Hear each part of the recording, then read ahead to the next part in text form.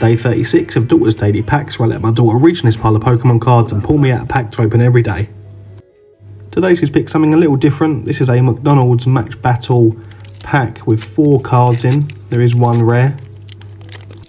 And the chase cards in this set being a rare Pikachu and a Victini, and we have already pulled a Victini. And we done the pack trick wrong. We opened the rare first, which is a Growlithe. Which is really nice to see actually, because I don't think Growlithe has many rare cards. And we also got the Chinchou, the Lapras, and the Pangoro. So we'll add Growlithe to the binder, which I'm going to give away at the end of the year should I hit 50,000 followers, so make sure you're following along so that can happen. And that card completes page 4 for us, so that's day 36 done, so I'll see you tomorrow for day 37.